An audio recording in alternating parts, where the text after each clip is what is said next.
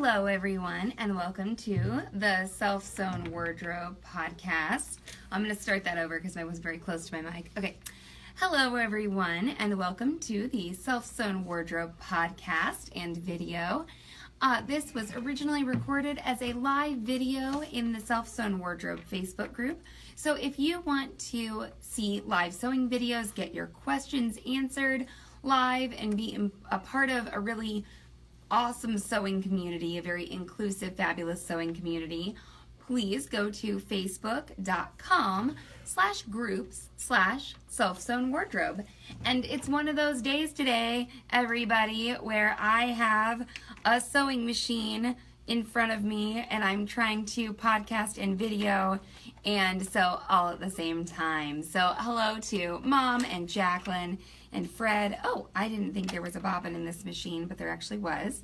Well, that's nice. I'll just put this one in and turn the machine toward me so that I don't thread my bobbin incorrectly. And then once again, if you all wouldn't mind saying hello on our Facebook live feed, that'd be great. Hi, Sharice. Hi, Sandy.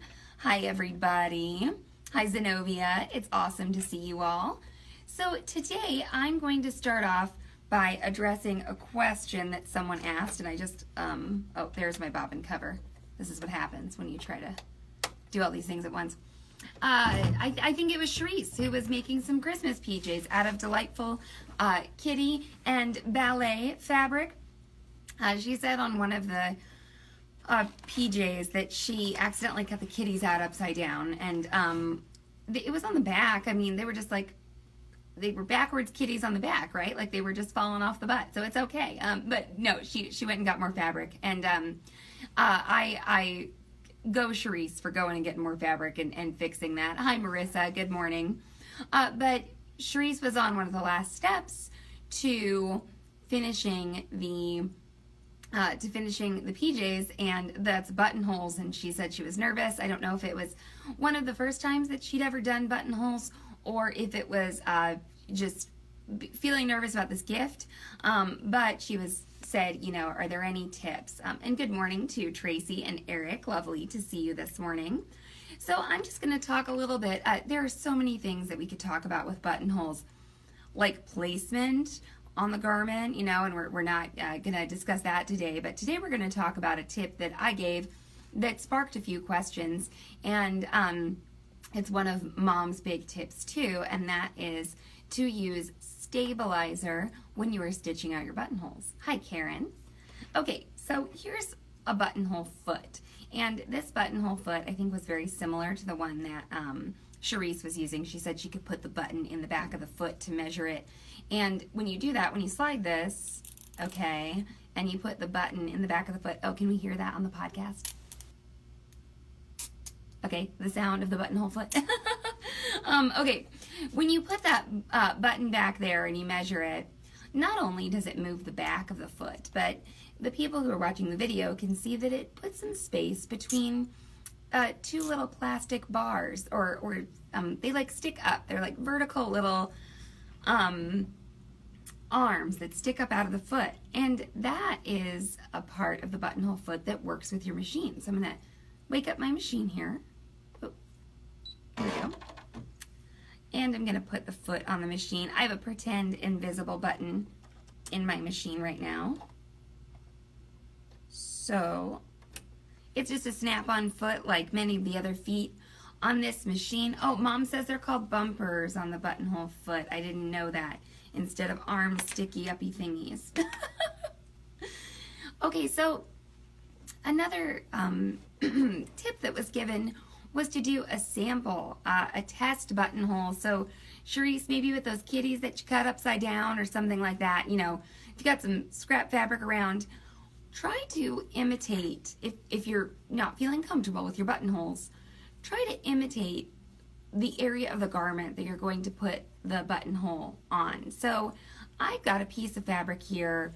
It's a quilter's cotton, but I folded it over about 3 times, you know, maybe as though it's like a placket on a shirt or something like that. And then I think Sharice was doing vertical buttonholes, and that's kind of a kinder direction for this, but if you're doing horizontal buttonholes and your buttonhole foot will hang off the fabric, this is a really great time to do a test. Oh, and hello to Karen, and she just said, do you like to use any particular thread for buttonholes? And hi, Joanne.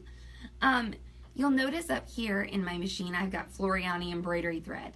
And Mom just answered Karen's comment. She said machine embroidery thread.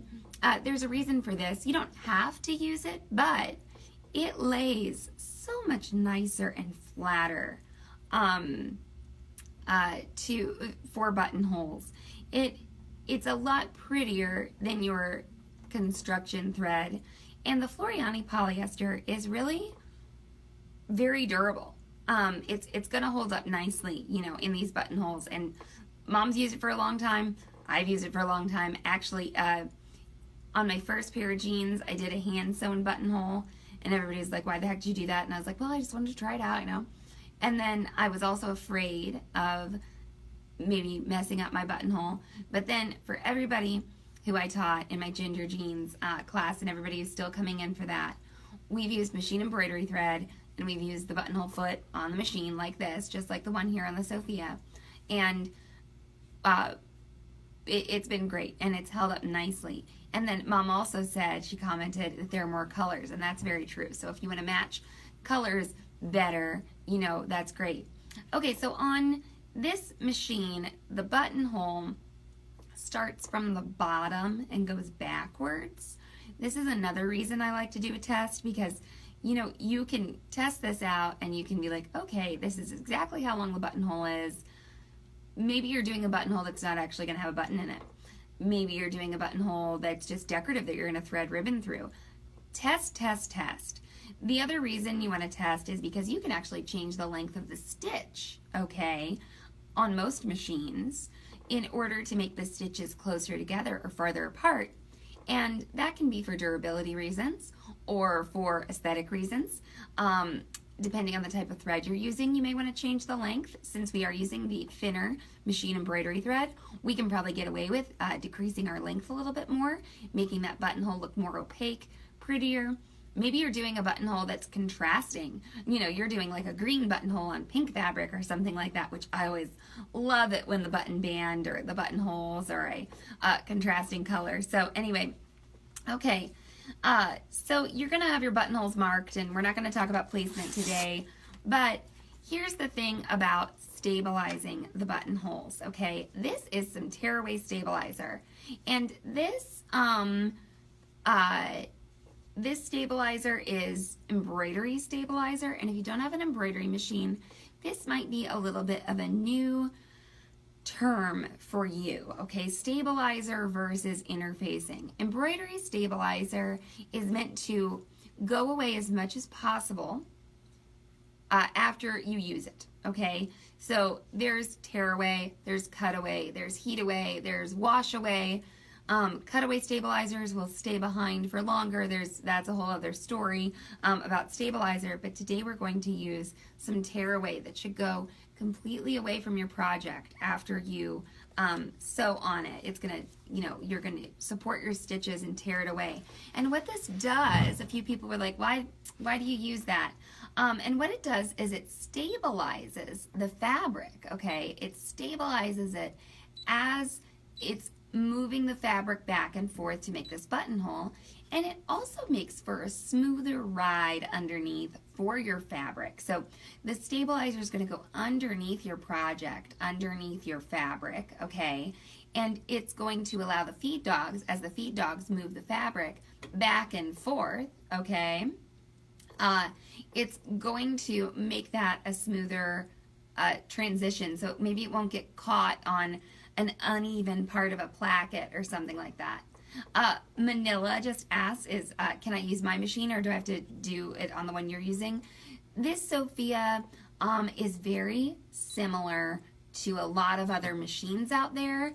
You do want to look in your owner's manual and see like what your, you know, machine asks for, what kind of like, what do I want to say? You know, the process for doing buttonholes on your machine might be different, but this stabilizer trick or tip is applicable on any machine, any project, because it's going to go away completely. Okay, so I'm going to fold over my fabric a little bit more and just give you an idea. This isn't a hard thing to do. It's not a complicated thing. Mom said earlier, be careful about talking about the bottom of the buttonhole and the top and all that.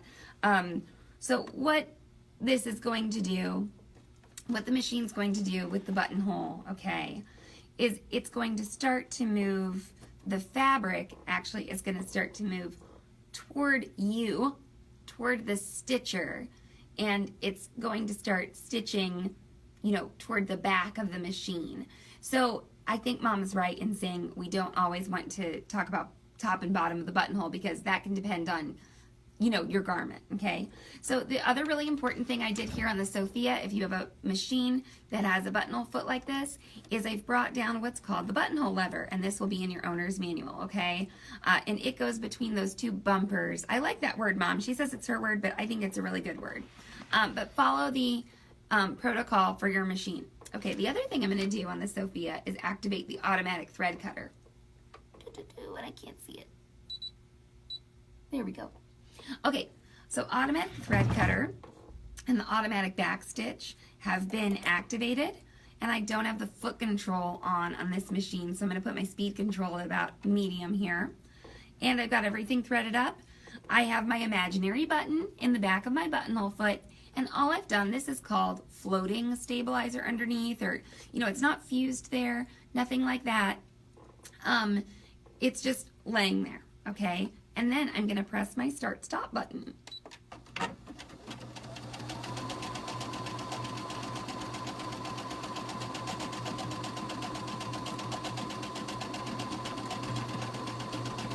And I'm stitching out my buttonhole, and you'll notice when the lever hits the bumper, and that's what tells the machine, hey, I'm at the top or the bottom or the whatever of the buttonhole, okay?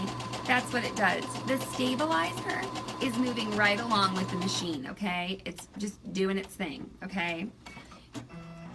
And really, once you get that buttonhole foot on there, you really shouldn't have to do much with your hands. You know, it's guiding it, etc. And actually, this made a very nice buttonhole for me sitting behind the machine, okay? So, pretty darn nice. Oh, Cherie said I watched a video tutorial specific to my machine and was reminded to pull down that lever, that stopper, okay? Yeah, this is really important. It's also important that you don't put the lever needs to go between the bumpers, not in front of that first bumper. It needs to go between those. So the foot should move back and forth between that bumper. If you have a buttonhole foot that doesn't have those bumpers, you might be asked to actually bring down a lever and touch it yourself on some mechanical machine. So that's that. Okay, so you see the stabilizer on the back of my buttonhole here. And what I'm going to do is just support my stitches and gently tear it away. Okay? Becky said, I was just thinking, how does she sew from the back of the machine? I'm magical. Okay? So I tore that stabilizer away, and actually you might just go ahead and leave the stabilizer along your placket as you are stitching the rest of your buttonholes.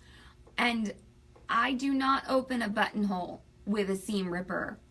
I open it with a buttonhole cutter, which I didn't bring over here. I will show you that tomorrow. Okay, I'll show you a buttonhole cutter tomorrow, or somebody has posted pictures of it, okay? But you could actually leave the stabilizer on while you open your buttonhole, and it'll just serve to stabilize your fabric while you are working with it, you know, while you're cutting it, and then you can just tear that stabilizer away very carefully, and then look at, I mean, I just used up this itty bitty little line of stabilizer here. Podcast listeners can't see this, but it's literally the shape of the buttonhole, okay? Just that little keyhole there, and I can use this over and over again. Save your stabilizer scraps, and you will be, you know, you'll have, if you have a whole roll of, you know, if you have a whole roll of embroidery stabilizer, you're going to, you know, have a lot for buttonholes. Okay, Sandy and Lauren both said, oh, new tool, I used my seam ripper and I mend with fray check. Yeah, okay, maybe I'll just do another live video this morning to do the buttonhole cutter set. because it's a life changer if you don't know about it, okay? So I'll put that up about how to open the buttonholes after this video, okay? All right, so I want to tell you about the curtains that are behind me, okay? These curtains, you can't see the tops of them right now, and of course podcast listeners can't see them, but they are made like shower curtains. They have buttonholes in the top. And we made these curtains actually for an artist friend of mine, and we had extra curtains after he got through using them. And you know, my mom was like, we're going to put buttonholes all along the top of these curtains like a shower curtain. And I think at the time, I had never actually done a buttonhole. And I was mortified. I was so scared about doing a buttonhole, okay, that I was like, I don't want to do 20 buttonholes. Oh my gosh, what do I mess them up? Blah, blah, blah. And these curtains are actually knit, okay? They're stretchy fabric, so I was just really nervous. And my mom was like, oh, don't worry. I'll show you what we're going to do. And if you don't know what this is, what I'm holding up here, this is a machine embroidery hoop, okay?